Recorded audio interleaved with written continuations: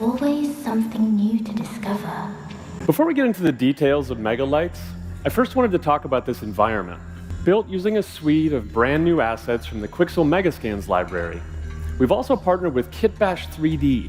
They're an awesome resource for 3D models and materials. You can soon find many of these assets on our new Fab Asset Marketplace, if you want to use them in your own projects. Moving on, let's talk MegaLights.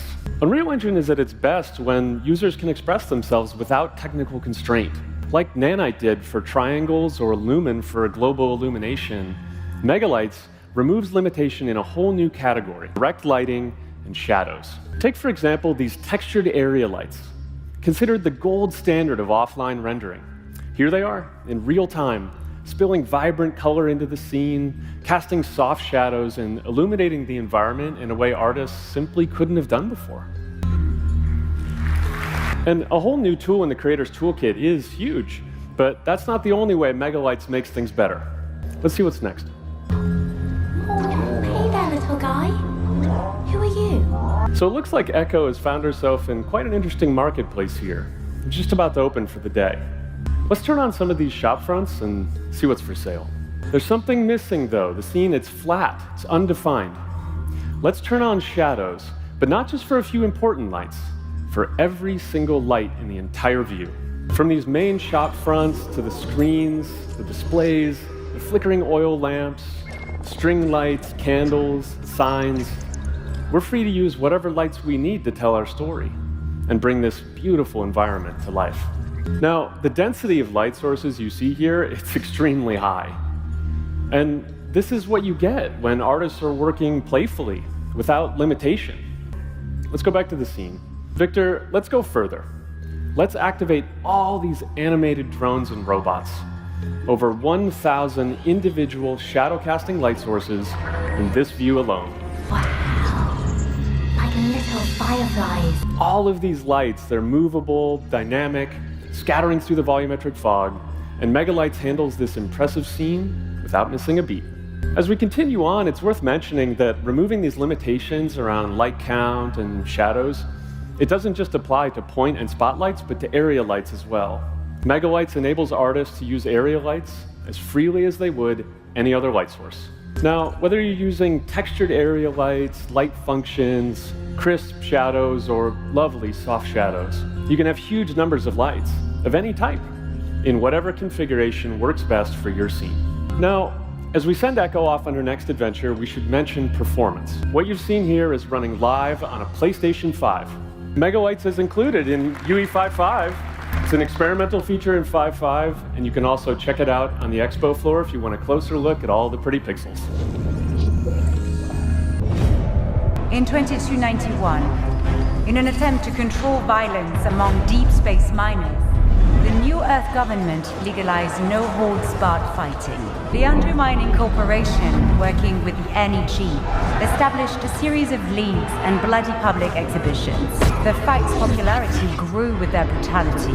Soon, Leandro discovered that the public matches were the most profitable enterprise. The Professional League was formed, a cabal of the most violent and skilled warriors in known space, selected to fight in a grand tournament. Let's take a look at a preview of a new BMW digital twin visualized with Unreal Engine. This is their new 5 Series. And as you can see, the car looks amazing in UE. This goes beyond color and option changes. This is a true digital twin made of over 20,000 pieces of the entire car, inside and out, imported into Unreal via the Datasmith CAD importer. With the power of UE 5, we're taking a master model approach to automotive data that makes this pipeline repeatable and sustainable for manufacturers. We continue to invest in all these tools, and we're focused on integrating workflows to help you build great experiences that reach massive audiences. Twinmotion is our easy-to-use visualization tool that's seen a 75% increase in new users year to date.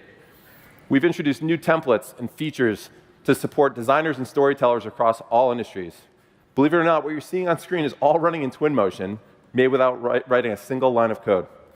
Our dev team's objective is to reduce time to magic to a bare minimum for people with really no 3D experience.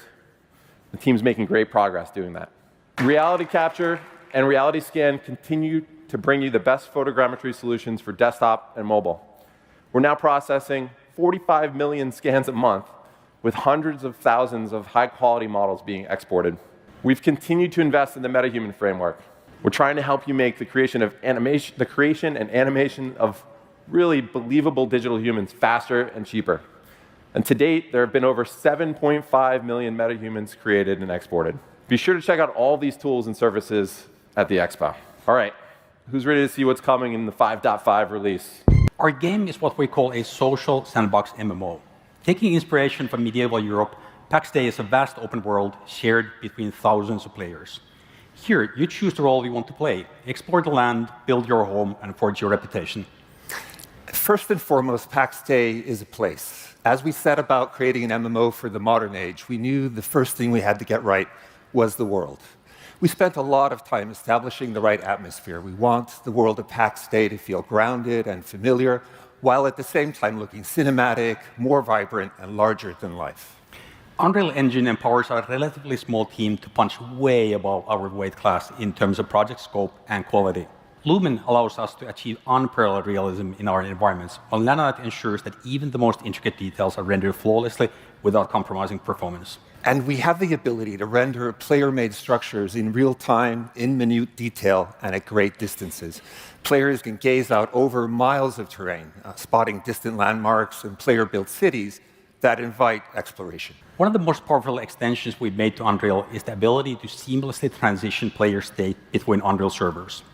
By stitching together a fleet of Unreal servers, we created a game world over 150 square miles in size that can support over 8,000 players in a single game instance. As players travel, servers are automatically spun up, ensuring a smooth gameplay experience. PAX Day is a true sandbox. The world's a stage, a blank canvas for players to make their own. Everything players use in the game has to be crafted, starting with your home.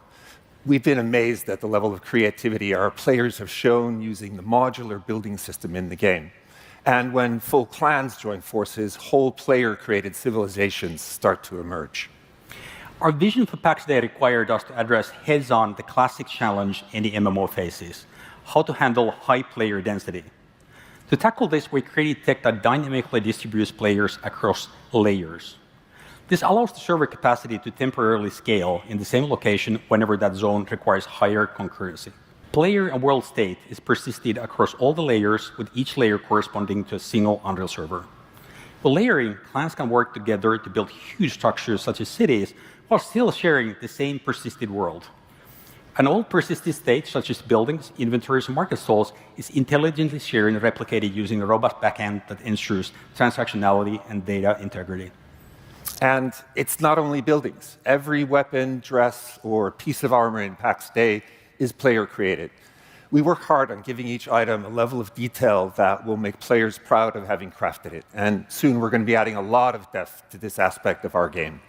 We're currently upgrading our wear and tear system to dynamically adjust the appearances of individual pieces of equipment, reflecting how much damage is received, so you know if it's time for repair. We also built each item from the ground up to be modular, making it easy to adjust the fabric and color, add patterns or symbols, or change the trim. With these options, players will soon be able to express as much creativity in customizing their appearance as they already enjoy in the building side of the game. Our game requires the community to come alive. To all the players that have joined us in early access so far, thank you. We've been humbled by your feedback, support, and passion, and we couldn't do it without you. If you want to support a team making something fresh in the MMO space, please join our early access now and help us build a virtual world that we can all inhabit for years to come. Thank you very much. While this feature is still experimental, we've overcome many complex hurdles. It currently supports linear blend skinning combined with dynamic displacement, and we're working on adding translucency support for high-quality characters. With this feature, you'll get incredibly fast rendering of crowds of hundreds of high-quality characters, including metahumans. Lumen was another giant step forward, bringing fully dynamic global illumination and reflections to increase realism and improve lighting workflows. Since then, we've been focused on improving Lumen performance and quality for 60 FPS games. And with 5.5, hardware ray tracing is now faster and can be used by default on your projects to greatly improve your lighting quality. Our path tracer has been extremely useful both as a ground truth generator and for offline rendering cases. In 5.5, we're pushing it even further by adding Vulkan support for Linux render farms and bringing best-in-class temporal stability with a new denoiser that greatly reduces flickering in image sequences.